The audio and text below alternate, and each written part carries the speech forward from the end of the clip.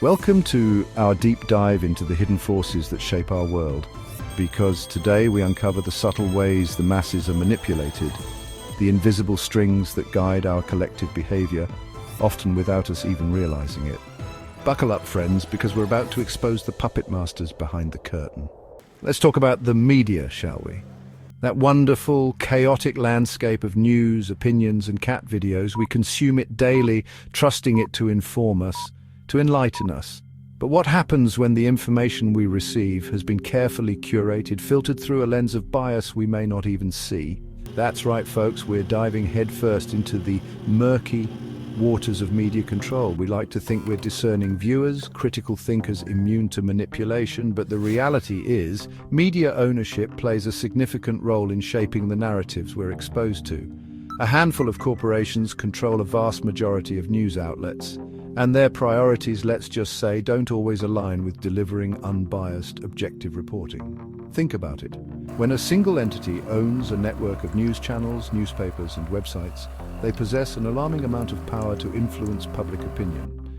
They can downplay certain stories, amplify others, and subtly nudge you towards a particular viewpoint without you even realizing you're being nudged.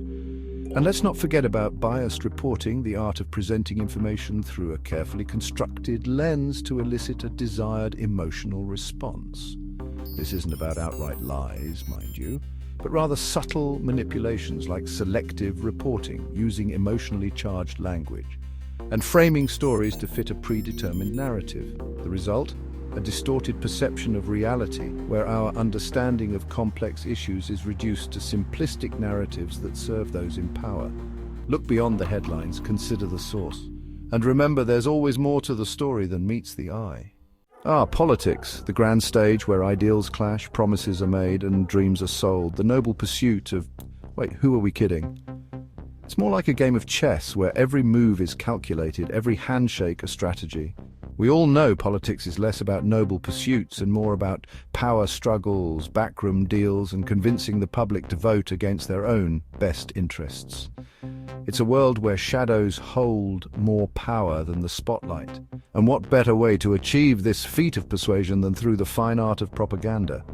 A tool as old as politics itself, yet ever evolving. Now, before you roll your eyes and dismiss this as something out of a history book, let's be clear. Propaganda isn't just something those other guys do. It's a universal tactic, refined and perfected over centuries. It's alive and well, employed with alarming effectiveness in the digital age. The screens we trust for information are the very tools used to shape our perceptions. Governments around the world, including the one you probably live under, use sophisticated techniques to influence public perception and shape narratives to their advantage. It's a global phenomenon, transcending borders and ideologies.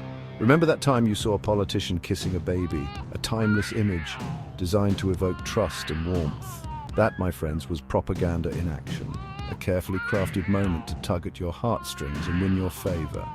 Politicians understand the power of imagery, of crafting a carefully curated persona designed to resonate with the masses. Think about it. Every smile, every gesture, meticulously planned.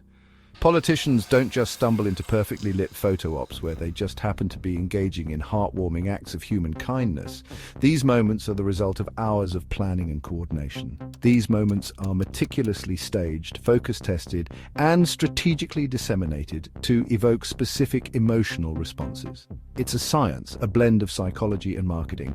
And don't even get me started on the strategic use of language. Words are chosen with surgical precision to manipulate and persuade. Politicians are masters of doublespeak, of using vague pronouncements, carefully chosen buzzwords, and emotionally charged rhetoric to appeal to your deepest fears and desires. The key takeaway here?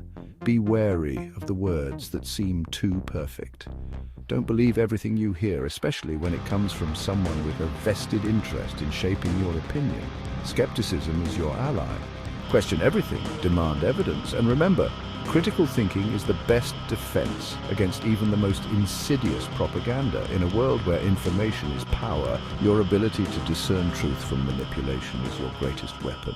Chapter 3, Economic Influence, Your Wallet's on a String. Let's talk about money, shall we? Not just the physical bills or digital numbers in your account, but the very essence of how money flows and influences every aspect of our lives. Specifically, let's dive into how economic policies and corporate interests manipulate your spending habits, shape societal norms, and generally pull the strings of your economic puppet show. It's a complex web, intricately designed to keep you spending and consuming, because let's face it, in this brave new world of ours, we're all just consumers, cogs in a giant machine designed to generate profit. Every purchase, every transaction is a cog in this vast economic engine. Now, I'm not here to demonize capitalism entirely. It has its merits, driving innovation and growth, but there's a darker side. But when left unchecked, when corporate greed runs rampant, it can morph into a monstrous force that prioritizes profit over people, environment, and even basic human decency. This unchecked greed can lead to devastating consequences for society as a whole. And one of the ways this manifests is through the insidious manipulation of our economic realities. Subtle changes in policies and market strategies can have profound impacts on our daily lives. Take, for instance, the ever-increasing cost of living coupled with stagnant wages. It's a deliberate strategy to keep the majority of people in a state of financial stress. It's not a coincidence, folks. It's a feature, not a bug, of a system designed to keep you trapped in a perpetual cycle of working just to stay afloat. This cycle ensures that you remain dependent on the system. The powers that be want you to be just comfortable enough to keep consuming, to keep fueling the machine, but not so comfortable that you might start questioning the status quo. They want you to remain in a state of controlled contentment. And then there's the relentless onslaught of advertising, a constant barrage of messages designed to convince you that you're incomplete, inadequate, and in desperate need of whatever they're selling. These ads are meticulously crafted to tap into your deepest desires and fears. They prey on your insecurities, exploit your aspirations, and create a culture of consumerism where your worth is measured by the things you own, rather than the content of your character. This culture perpetuates a never-ending cycle of consumption. It's a vicious cycle, one that keeps you constantly striving for more, never truly satisfied. But there is hope. It's time to break free from the shackles of economic manipulation, to recognize the strings that control us, and to take back our financial autonomy. Only then can we truly be free. Chapter 4. Social Engineering, because you crave what they tell you to crave. Welcome to the wonderful world of social engineering, where the invisible hand manipulates not just our wallets, but also our social behaviors, our beliefs, and even our very identities. Because why stop at controlling what we buy when you can control how we think, who we trust, and what we believe? Now, social engineering isn't some newfangled invention of the digital age. It's been around for centuries, employed by everyone from religious leaders to politicians to, yes, even your dear old grandma who guilt-tripped you into finishing that casserole. But in the age of the internet, social media, and big data, social engineering has reached unprecedented levels of sophistication and pervasiveness. Think about it. Every time you scroll through your social media feed, you're being bombarded with carefully curated content designed to elicit specific emotional responses, reinforce certain beliefs, and nudge you towards desired behaviors. Algorithms track your every like, share, and comment, building detailed profiles that are then used to serve you up a steady diet of information tailored to keep you engaged, outraged, or ideally, both. And let's not forget about the power of social influence. We're social creatures hardwired to seek belonging and acceptance.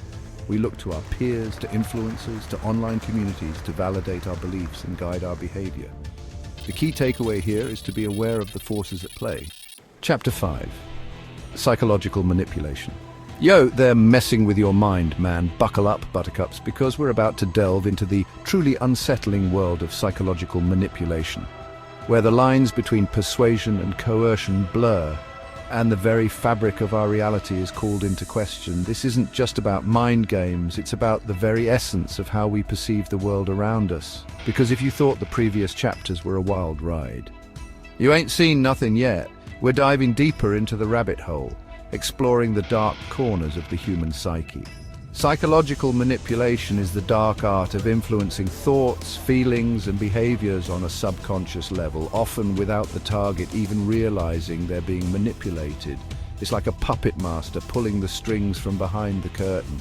It's the insidious whisper in the back of your mind, the nagging doubt that makes you question your own sanity, the seemingly irrational urge to buy that thing you definitely don't need. It's the subtle push that makes you act against your better judgment. Now, psychological manipulation isn't some newfangled invention of evil geniuses. It's a time-tested tactic, a dark craft honed over centuries. It's been around for as long as humans have walked the earth, employed by everyone from con artists to cult leaders to, yes, even that ex who just wouldn't take no for an answer. It's a tool of control wielded by those who seek power over others.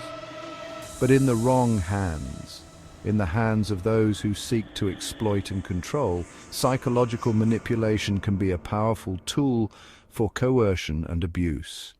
It can break down the strongest of wills and turn the most independent of minds into mere shadows of their former selves.